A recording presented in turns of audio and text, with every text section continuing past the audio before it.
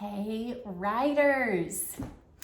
Today I'm going to keep on working on my story about going to visit my cousin Reston, but I want to show you something that I have that I think is going to really help me organize my thoughts and think about what I'm writing, okay? This is called a story hand.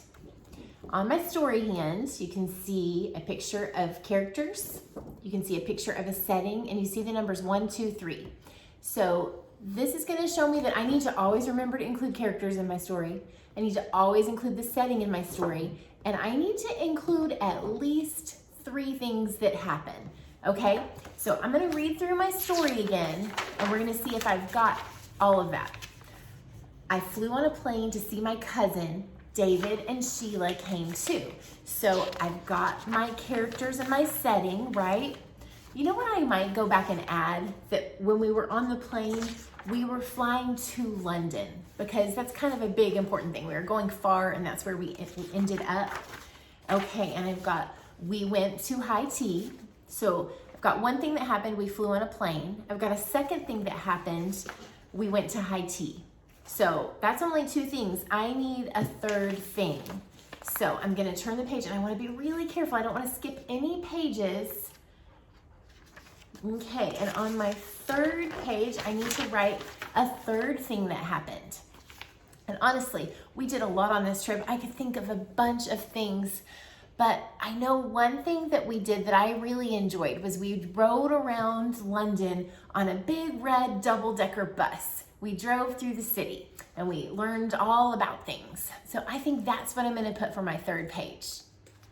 Okay, so I've drawn my double-decker bus, and here we are on the top of it, driving through London, riding by the castle.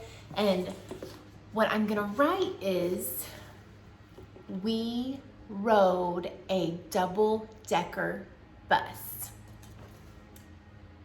Because it tells who, and it tells what we did. And you know what? I'm gonna say we did it through London, right? Okay, so we rode a double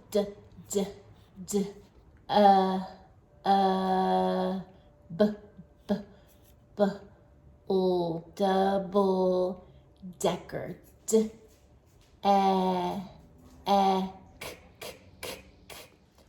Okay, now boys and girls, you can tell I'm not spelling all of these words perfectly, and that's okay.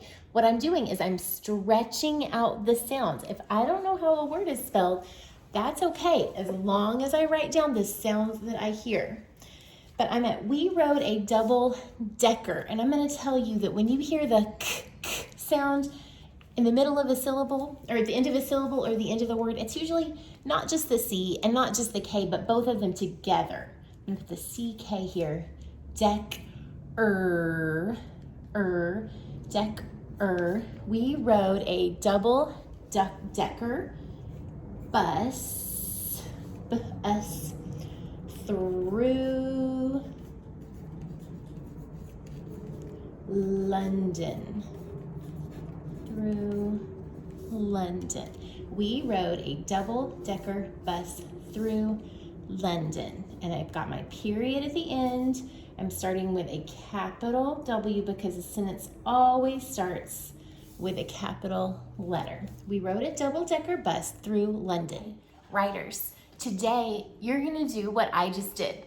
You're gonna practice rereading what you worked on earlier this week, and you're gonna add to it. You're gonna make sure your story has a character and a setting, and you're gonna make sure it has at least 3 things in it, okay?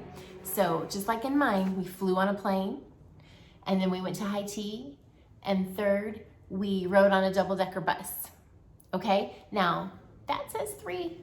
I might have a lot more things to add to that. Your books might have more than just 3 things that happen, but you're gonna work on your 3rd part today, okay? Remember how we're working on building that stamina? You've been writing for about 7 or 8 minutes at a time. See if you can stretch that out today. See if you can write for 9 or 10 minutes today, okay? I want you to include lots of details in your words and in your picture, all right? writers, I cannot wait to see what you come up with today.